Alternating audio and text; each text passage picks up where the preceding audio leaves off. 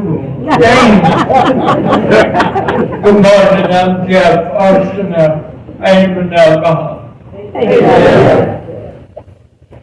I want to acknowledge James. I'm really sorry about that. I'll pray for you. That's some sad news. And today, thanks to Alcoholics Anonymous, I'm able to recognize sadness, and I'm able to feel it and grieve for other people. I'm very, very selfish for a long time. In Alcoholics Anonymous and outside Alcoholics Anonymous.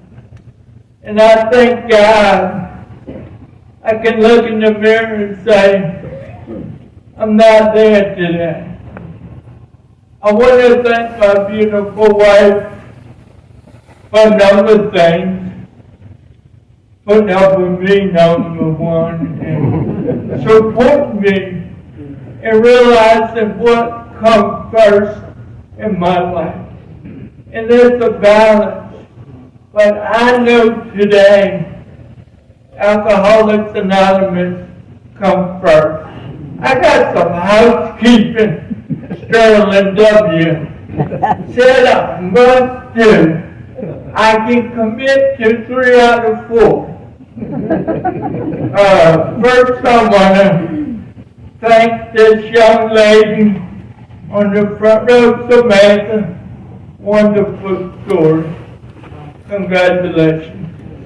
Crockett, don't tell him I said this, but he's one of my role models. We don't see each other a lot, but when he talks, I'll listen. He might be the only guy that's funnier than me. No resentment there. I want to thank all the speakers, and I want to acknowledge Jay and the committee he built, and everybody who helps him. This just doesn't happen, and a big part of me is, ask my wife, I drive her nuts. How did this happen, baby? Who cares? Well, I care. Because today, I think about the work we all do and what goes into making us who we are. And I'm very proud of it. My sobriety date is March 5th, 2015. My original date, I got sober in 97, and I stayed sober for 13 years. The only reason I say that is that's a tremendous part of my story, is being in the rooms of Alcoholics Anonymous and faking it, and not making it, till I took that record. And look at me now. I made it. And I don't sit here and tell you I made it to make myself look good. I made it because I genuinely believe I'm where I need to be. Do I have everything I want? Absolutely not. Do I have bad days? Absolutely yes. My home group is Black Canyon Sunrise. We meet at 6:45 every Saturday and Sunday. And when I say I got friends in Greenville, in Colorado, I've gotten to the point where I finally to a point where I depend on my home group. Do we go out and play golf? Do we go run the streets like we used to do? No, we don't. But I know today, when I call one of them, they're there for me. They'll listen. And I feel like we depend on each other for sobriety today. So, Sterling told me never curse behind the podium of Al-Anon. That's number 4. Progress, not perfection. But with that said, that man, when I got sober and fell in love with Lynn and moved across country, I went a year without going to AA. And then I started, and the light bulb went off, and sobriety came. Emotional stability is tragic, and I'm happy now. A big part of my story is I have cerebral palsy, and that's something, you know, Jack and I, Arch and I, John and I, we used to, boy, I'll tell you what. You listen to a sob story from a guy with CP, sober, and not working a program. It's intense. And today I think about that. I think about those years in Greenville, and I think, where would I be now if I just sat in Sterling's office every Tuesday instead of shooting a ball about football? What if I told him I was struggling and I was hurting and I did not want to live? See, the guy's here. And I'm a little upset at Jay because he put people up here that know me. I can't lie. There's a lot of guilt inside my heart over Sterling Wagon. He thought I had MS forever. And it's a funny story, but when he introduced me, when we mentioned what I had, I never batted an eye. You introduced me today with MS. You gotta hear from me. Because it's something that makes me who I am. There was a lot of times I tried to keep up with the Joneses, and I did a damn good job. But it killed me. And that's something I don't want to do to them. Sometimes I don't have an option.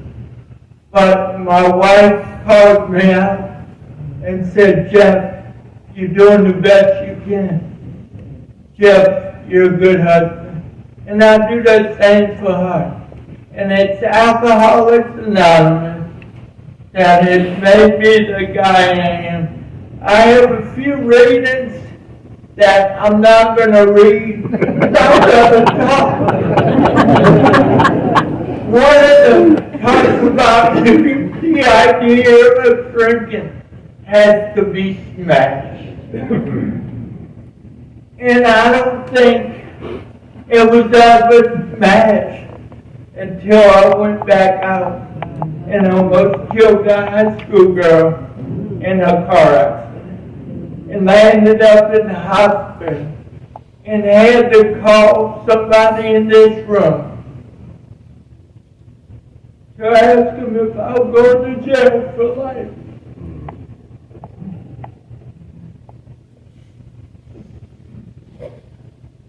That's the day I will never remember. I was born with cerebral palsy and my childhood was hard, you can imagine. I took my first drink out. I was a late bloomer, but I caught up.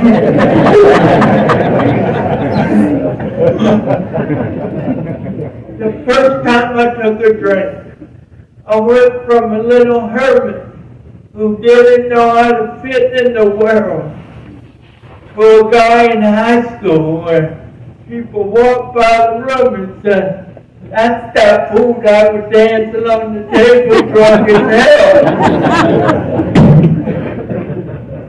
I got noticed for the first time in my life. I felt like I fit in. I arrived. And I lived that way for 8 years. I went to college. And the only reason I went to college is a big part of my story is I don't like people put limitations on me. And today, I'm okay with that.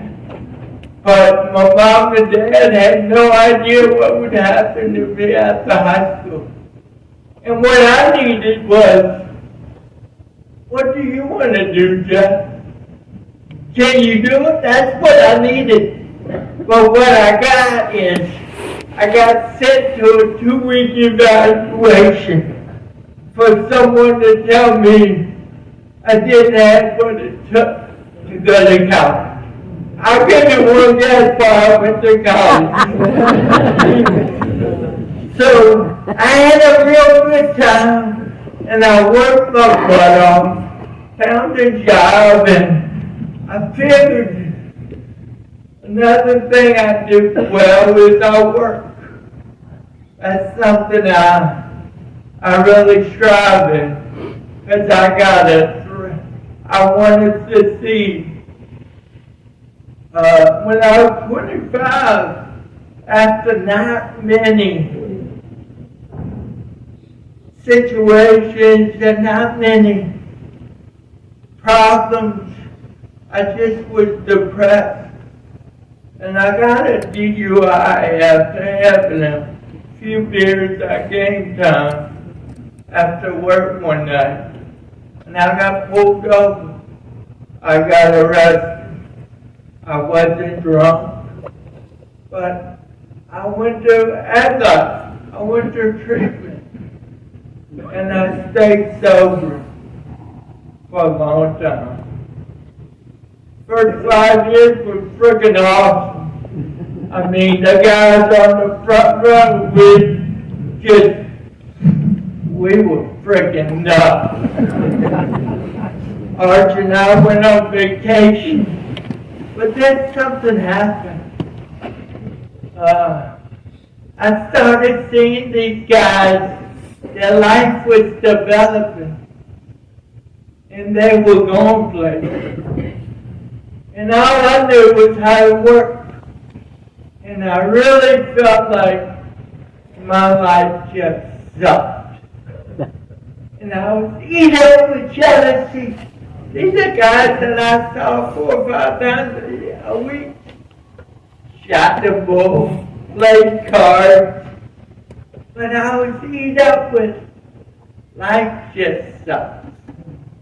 And I'll never be able to achieve the life that I perceive that they had.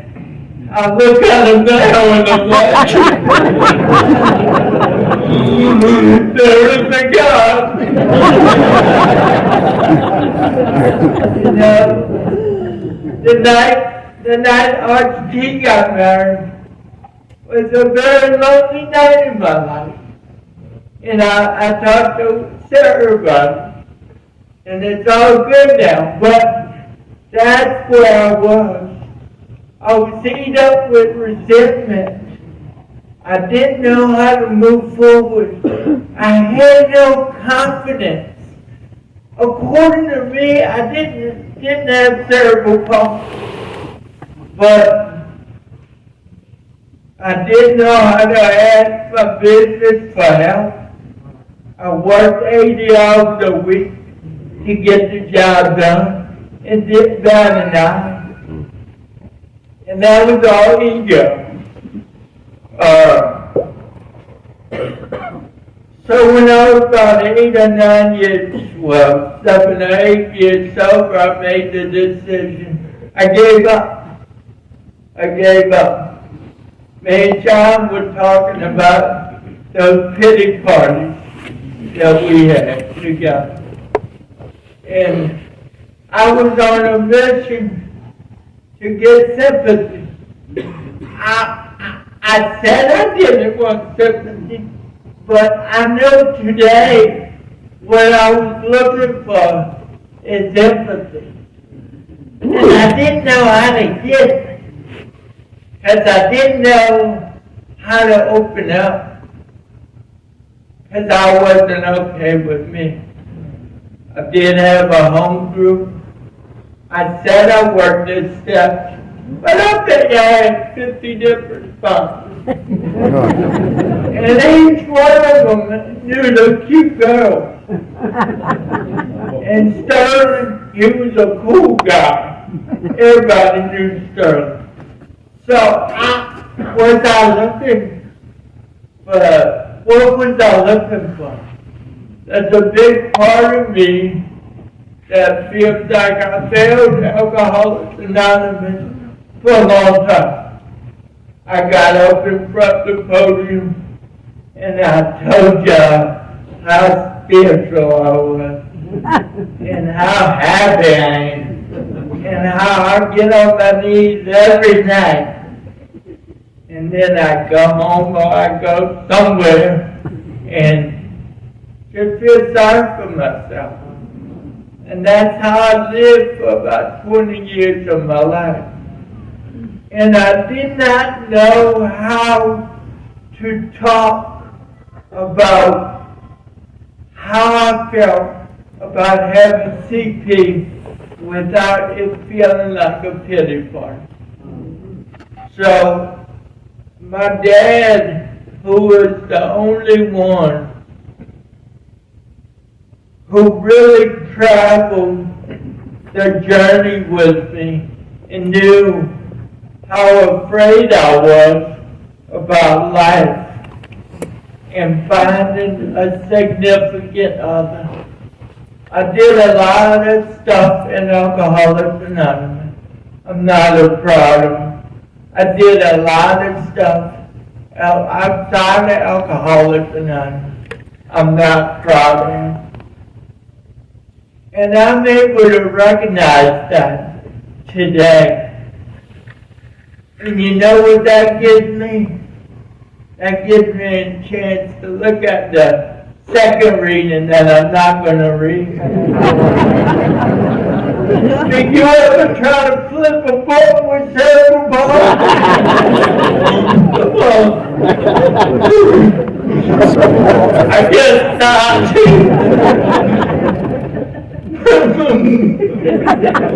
I told myself I wouldn't be funny. My dad, in the midst of my dryness in Alcoholics Anonymous, my dad got cancer. And at the time he got cancer, he battled for 5 years. A lot of y'all know my dad, Warren Arsenal. Yeah. Through my first round of sobriety, my heart became hard. Just very hard.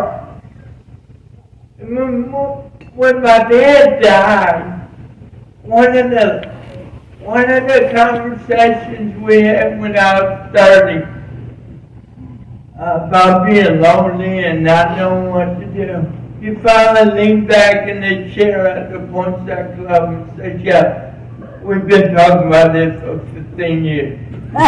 There's nothing I can do, Jeff, except for listen to you." And that's a day I will never forget in my life. Because for the first time, my dad didn't patronize me. He told me the way it was. He died in 2010, and I was 10 years sober. And a week before he died, Sterling and I went to the house.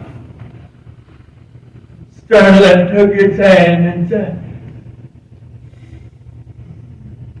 just gonna be okay.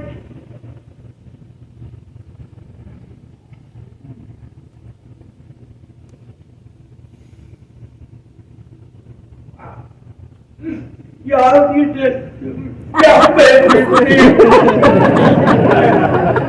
Alcoholics Anonymous did this too. And I'm grateful for it. And I wasn't okay. 3 years later, I got off work at third shift, and I bought a few cases of beer. And I went through treatments after treatment, rehab after rehab, jail after jail. I can remember lying in a cell on the cement, getting out, and not even thinking of going to the bar. I just could not stay sober. I go in the room. I can remember going to the Al-Anon club, and I told Sam S. I'm like, Sam, I'm drunk and I'm broke. He gave me 3 $20 bills. And I looked at him and I said, you know I'm going to the bar, right? He said, I know. And it's something I gave up. I quit living. It gets good. My story gets real good. I'm not being looked at me. See, God's talking to me right now. I moved back to New Orleans where my mom relocated when my dad died. Her and my sister came to rescue me. I was living on the street, drunk every night. And when I went home, my mom's a pistol. That man in the middle row right there, he'll tell you. And I knew one of the conditions was I needed to stay sober. And I'm going to AA, I found myself going through the same motions. And I knew it. I was just going to make mom happy. And I was speaking good stuff. Right, Bill, I felt good. I'm a good friend of mine, Bill, and I became best friends. We started running together, doing fun things. But I wasn't in it. And one day I was at my mom's house, and I said, what do I need to do to be, the word happy didn't come out. What do I need to do to be okay? And to live okay until I die. And the answer came. I needed to be okay with the guy in the mirror. And the guy in the mirror has cerebral palsy. And the guy in the mirror might have to file for disability.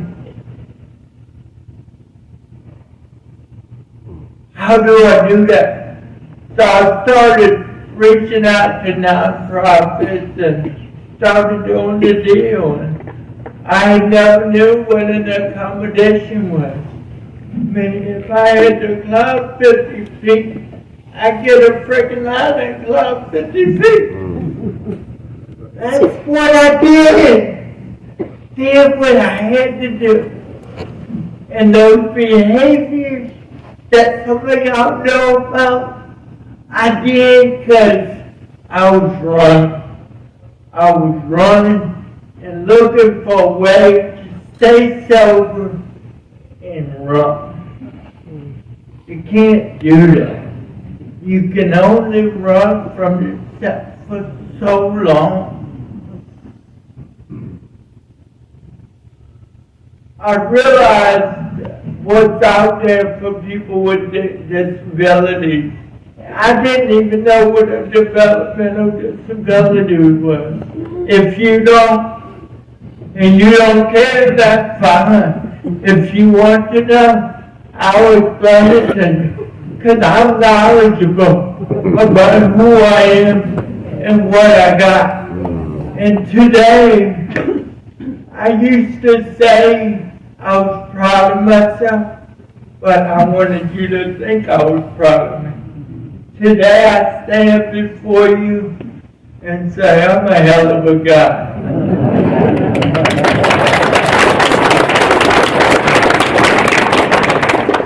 And get me on the proof table and I'll prove it to you. So I started going to conferences, and I just fell in love with people with disabilities because I saw what we see here. I saw the 12 steps.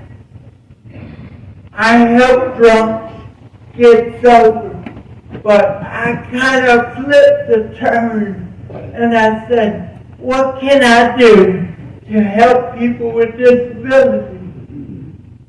And I really dove into that. My wife has a brother with autism. And she saw one of my videos and emailed me. And we fell in love and got married. And we say that her mom and my dad got together and introduced us. Because I know where I was when I was 4 or 5 years sober. And I know where she was. And I thoroughly believe that love and tolerance is our code.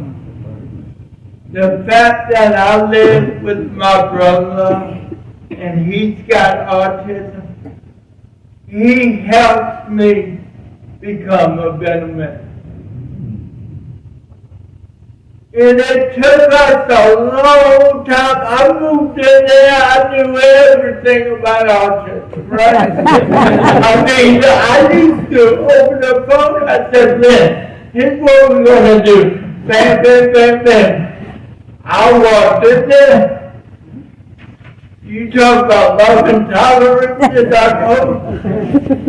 Love and tolerance is our code. And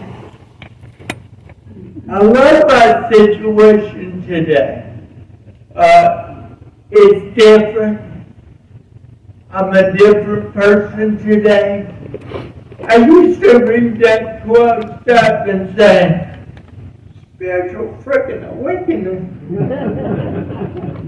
Darling, the first time I spoke in traditional, I walked out there to Sterling and said, what do I say?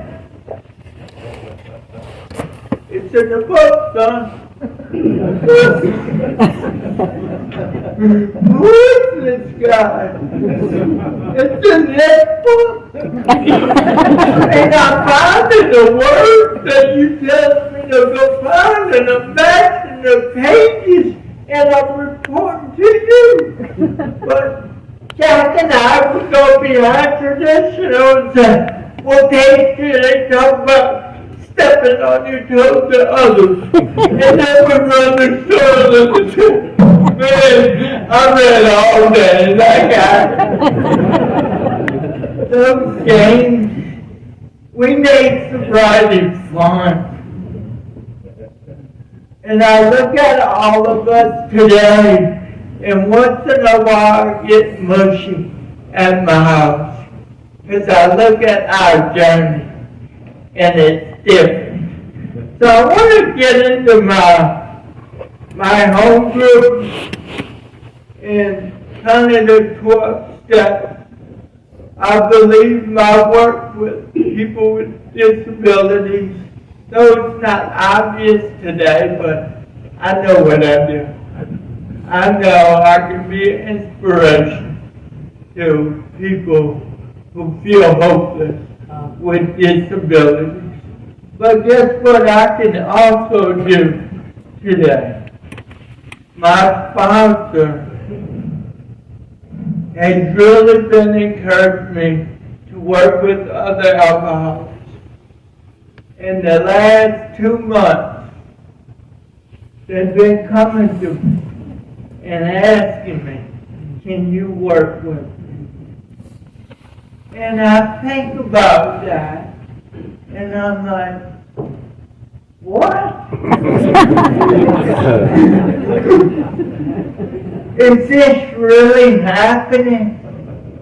And I think my wife for letting me allow AA to be number one. Because the way I look at it is, the world revolves around her. And if I'm not where I need to be, I'm not going to be the husband that I want to be. And it's through the program of Alcoholics Anonymous, I have the tools to be the man I want to be. Do I fall short? I mean, come on. But it's a trudge. I believe that. But what happens to me now is I'm living the 12 steps in my life, in all areas of my life. And before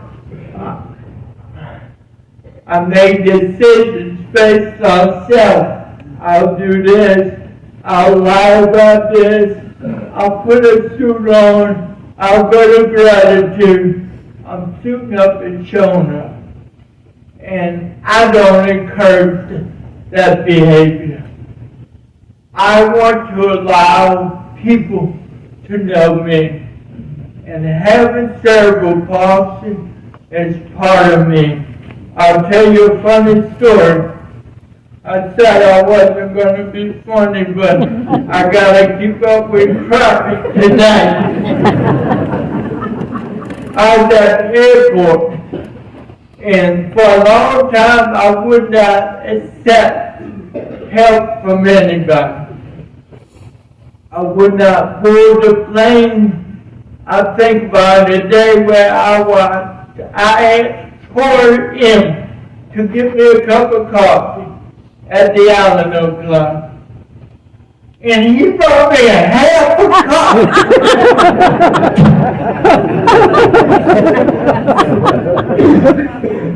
And I got mad at him. I said, dude, are you freaking nuts? What am I going to do with it? But I didn't think, I thought to myself, I ain't going to do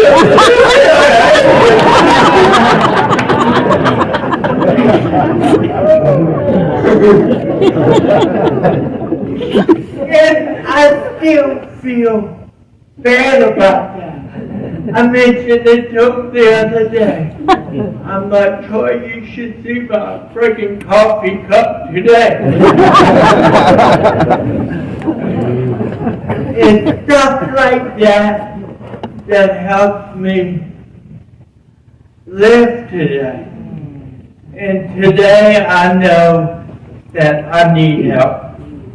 I need help in a lot of areas of my life, but y'all don't know that unless I tell you. And for a guy with the ego the size of mine who wants to be somebody he's not, that's hard to do. I was at my home group 2 years ago, and I was going every other week or so just to make myself look good and let them know what I knew about AA. You know? And I was sitting there thinking, I need a sponsor. I need a real sponsor. I'm freshly, newly married. I live with some others with some challenges. I need a job. I'm broke. I don't want to drink, because if I drink, I'm going to hurt her. And she loves me so much, she might stay with me and watch me go down. And that's something I can't have. I can't have somebody I love watch me drink myself to death. So I raised my hand and I said, I'm Jeff, I'm an alcoholic. Been sober about 7 years. Had 13 years at one time. I've never gotten honest with another man. And Smitty couldn't make it today, but he had every intention. When we worked the 12 steps, I did a personal inventory and a step 5. And there was a lot of pain in my heart. I cried a lot. From something that happened in kindergarten. But I let that story define who y'all were. I didn't trust y'all. I thought y'all thought I couldn't do it. What was it? I don't know what it was.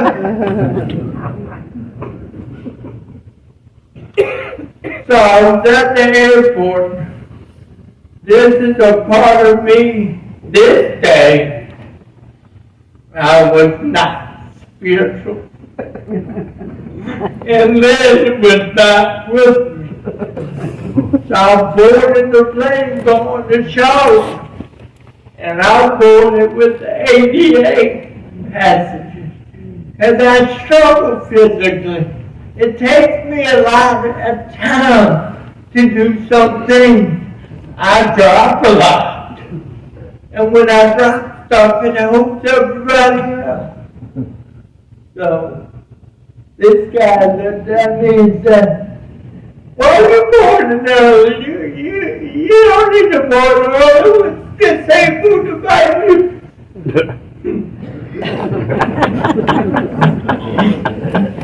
I'm in a room full of about 200 people. And I spoke. And you know, when I yell, you don't hear another thing I said. And I said, if you would like what I got, come on.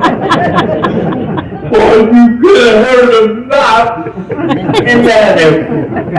And I went on the plane, and I really thought about that. And though it's a hilarious story, and though I needed to lash out, I said, who is that, Jeff? Why'd you do that? Is that the guy you want to be? There's a difference between humiliating somebody and teaching them. And then I got to balance that with being a loving human being that works for a program of Alcoholics Anonymous. Why couldn't you just put your head down and keep going? And next time, and there will be a next time, I might do it different. Chances are I won't.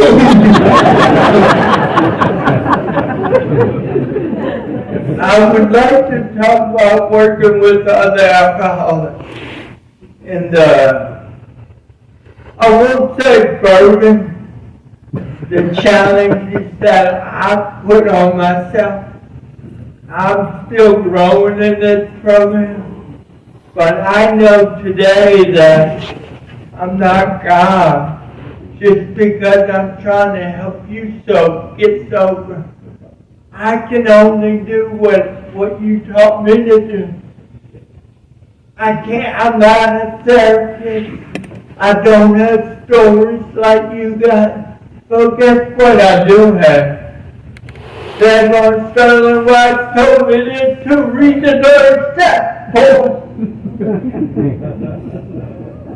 I got the way I work the 12 step.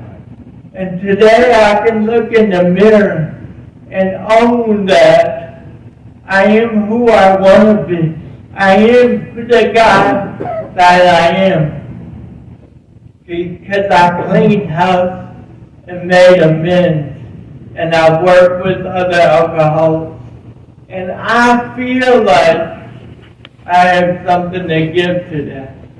And that's something as a 52-year-old man, I know I look like I'm 30, but that's something as a 52-year-old guy. I could run with y'all cool kids till I'm blue in the face, but I never felt like I've been in. And today, I really look at this conference and I analyze almost too much what I do and how I behave in front of my peers. And I want to be liked, but most of all, I want to be respected. I'm struggling at work right now. And something my boss said was, man, you just don't understand how people love you and want you around. And I told him, people like me everywhere.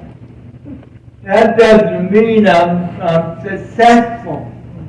There's a time and place to be liked. And a time and place where you just want a little respect for who you are. And I understand that's not given. Even in Alcoholics Anonymous, it's not given. I would hope some of my friends did not respect me for some of the decisions that y'all knew about in my life. But another thing I want to bring up is it's getting late.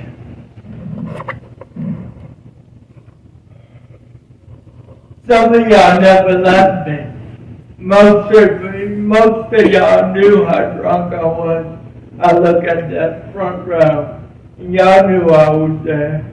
And when I called y'all didn't preach to me. Y'all didn't send 911. Y'all didn't mention Alcoholics Anonymous. Y'all listened to me. I can remember doing a post on Facebook. I need a phone. I've got no phone. A man who's not here anymore put a prepaid phone in my mailbox. See, just because we lose ourselves, we never lose each other. I need to allow people in. And I struggled with that for a long time. Arch and I had many conversations, sober, about how miserable I was. And I wanted somebody to say, I got the answer, Josh. And when you did it, I got resentful. I'm like, nobody trying to help me. Well, how are you going to help me when I'm lying to everybody about what I am in life? This retreat means so much, and I got a phone call last year. I can remember one of my goals was, I still got an ego, and I love to talk. One of my goals was to speak at this conference, and how great that would be. But deep down inside, I knew it wasn't going to happen, because I wasn't a very good person. in Alcoholics Anonymous. And though I didn't think y'all saw that, it was saying Sterling W. One of the things that I had to deal with in step 9 was making amends to him. Not necessarily for getting drunk. That wasn't the amend. The amend was not allowing him to get to know the man in the mirror, to get to know the man that did not have MS. He had cerebral palsy, and there were no 2 letters to MSCP. It's not, but I was full of, I don't know, I wasn't ready to deal with the fact that I had disability. There's a lot of fear that goes on in my life around that fact. But today, me and my wife are honest. My wife is the kind of person, one of our first chats on the phone were, no, I don't need someone to take care of me. I need someone to love me. And I'm glad she didn't listen to that. Without Lynn sees things that happen to me, whether I fall, whether I struggle with a button, and she won't say a word. But when I go to bed that night, there'll be something there to help me with that, whatever I struggle with. And I look at that, and I try to mimic how she treats me with, you can be a little more empathetic. You can do those little things like she does to me. There was a time in my life where I did not care. It is what it is. I fell over the tree. I shouldn't have walked by the tree. It was my fault. Today, I know that the struggles I have are part of me. But there's a way to not struggle with that act. Now, there's going to be another act. We'll deal with that when it comes. So the honesty of having CP is part of who I am. A funny story, when I was in college, before I really identified myself as having a disability, I had a deaf guy who worked for me at a grocery store. And I like to go to the bar after work. And I brought him a few drinks. He communicated. He wrote on napkins. And y'all guys have seen the way I write. It was a very interesting evening. But I want to thank whoever brought up the idea of calling Jeff and asking him to speak. God help y'all. I kind of got worried about the gratitude retreat when y'all called me. It's like, what's the future look like? So, I want to thank Jay. And again, I want to acknowledge the work that goes on. Being a member of Alcoholics Anonymous isn't a social thing. It's a way of life for me. And when I go into my home group and somebody asks me how I'm doing, they're going to hear how I'm doing. Sometimes I got to balance being too honest with where I am spiritual, and that's why I got a sponsor. I got a sponsor today that I call a few times a week. I got a few guys who call me and let me in their life. So I want to thank, there's a man in the room that came from Louisiana, and he's a big part of me getting sober. Without him latching on to me, I don't know if I'd be where I am today. So I pick on him a lot, and I win all the arguments, but I love him like a dad. So thanks. And thank y'all. Let's have a good conference, and thank y'all for allowing me to speak.